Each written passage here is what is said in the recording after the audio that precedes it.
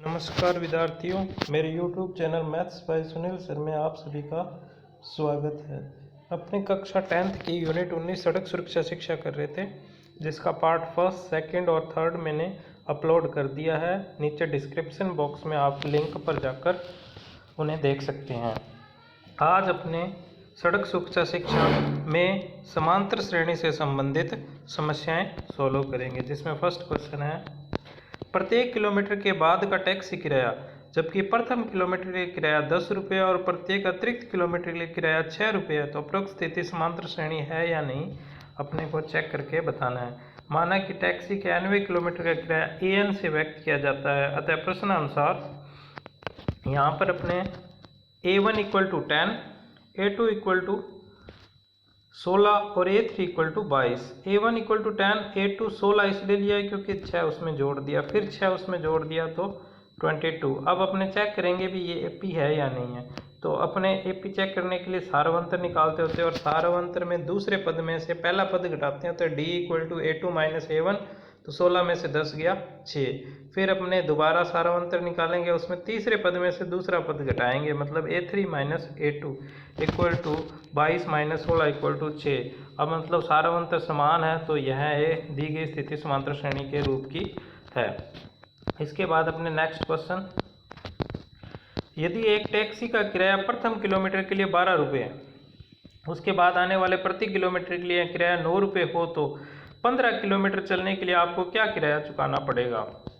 तो प्रश्नानुसार सबसे पहले अपने प्रथम पद लिखेंगे A = 12 और प्रति किलोमीटर के लिए किराया 9 रुपये है, तो अपने D की वैल्यू कितनी दे रखी है अपने को, 9। D मतलब सारवंतर, और अपने को निकालना कितना है, 15 किलोमीटर चलने के लिए, तो N = 15। तो अपने को A15 की वैल्यू चाहिए, मतलब 15 किलोमीटर चलने के लिए किराया कितना चुकाना पड़ेगा। इसके लिए अपने पास AP का formula AN = A + N - 1 × D।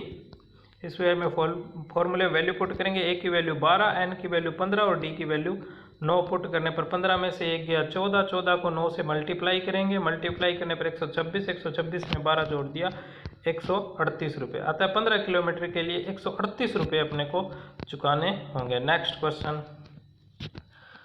यदि आप पहली, दूसरी, तीसरी व चौथी सिग्नल लाइट को क्रमशः 3, 9, 15, 21 सेकंड में पार करते हो, तो 69 सेकंड में कौन सी सिग्नल लाइट पार कर चुके होंगे।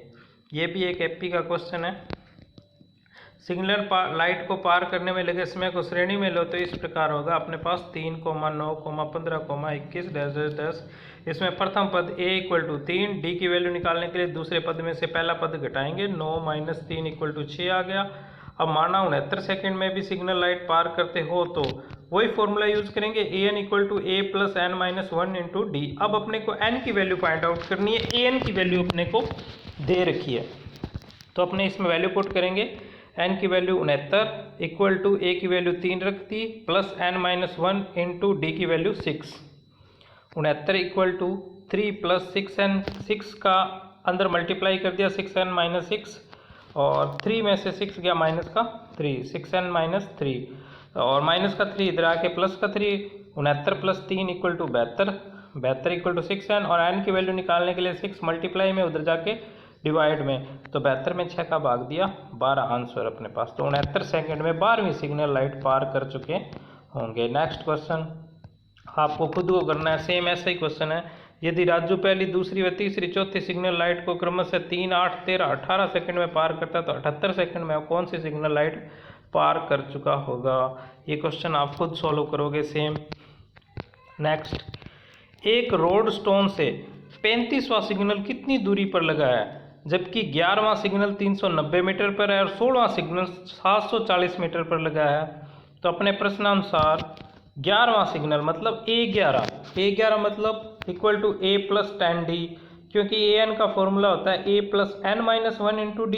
तो यहाँ पे N की वैल्यू 11 है, तो N - 1 11 - 1 10D आ जाएगा, इक्वल टू अपने को 390 मीटर दे रखा है। इसी प्रकार अपने 16वां निकालेंगे, तो A16 = A + 15D = 740। वही समीकरण 2 में से समीकरण 1 को घटाने पर, क्योंकि A के कोफिशिएंट, A के गुणांक समान है, इसलिए समीकरण 2 में से समीकरण 1 को घटाने पर ए प्लस 15d माइनस ए प्लस 10d घटाएंगे, उधर 740 में से 390 घटा देंगे तो 5d बराबर 350 और 350 में 5 का भाग देंगे तो 70 आंसर आ जाएगा। तो समीकरण 1 में d का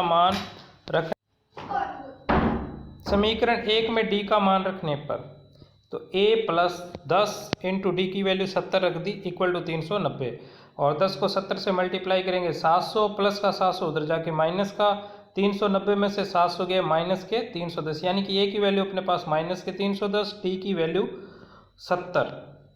अब अपने 35वें सिग्नल की दूरी ज्ञात करनी है तो a35 का फॉर्मूला वही a प्लस 34d और यहाँ पे वैल्यू पुट करेंगे a की value minus 310 plus 34 into D की वैल्यू 70।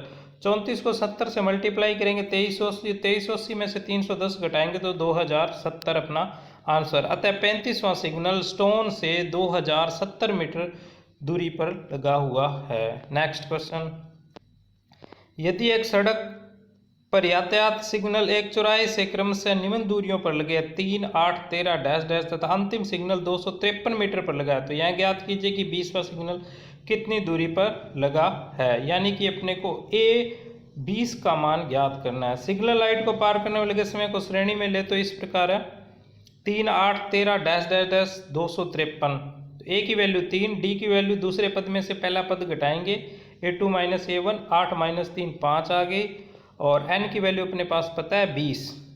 वही formula an equal to a plus n minus 1 into D तो 3 प्लस n की वैल्यू 20 d की वैल्यू 5 20 में से 1 गया 19 19 को 5 से मल्टीप्लाई 95 95 में 3 जोड़ दिया 98 यानी कि 20वां सिग्नल 98 मीटर दूरी पर लगा है।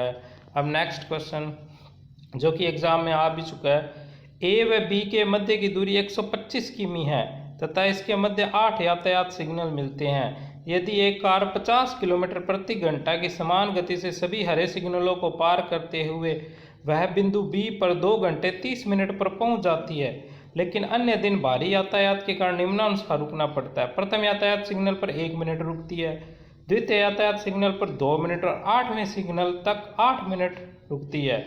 तो उसी कार द्वारा लिए गए कुल समय की गणना कीजिए यदि वह सभी यातायात सिग्नलों की अनुपालना करती है तो सबसे पहले अपने मोटर कार A से स्थान B तक बिना रुके जाने का समय, यहाँ पे अपने को समय दे रखा है 2 घंटे 30 मिनट।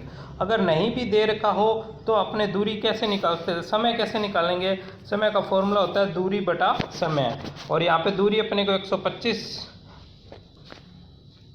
दूरी बटा चाल आएगा, यहाँ पे दूरी बटा चाल तो दूरी 125 बटा चाल 50, इसको डिवाइड करेंगे तो 2.5 अपने पास आंसर आएगा, मतलब 2 घंटे 30 मिनट अपने पास समय लगेगा।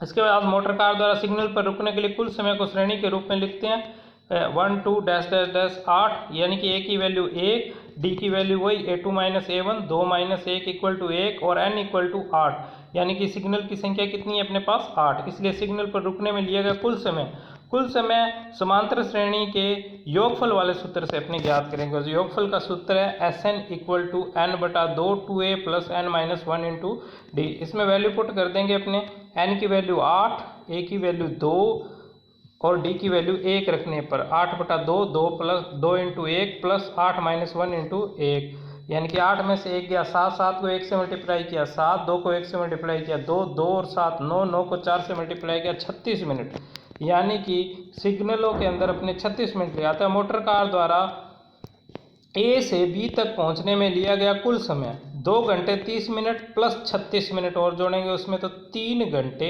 6 मिनट। भारी यातायात होने के कारण मोटर कार द्वारा A से B तक पहुंचने में लिया गया कुल समय 3 घंटे 6 मिनट होगा।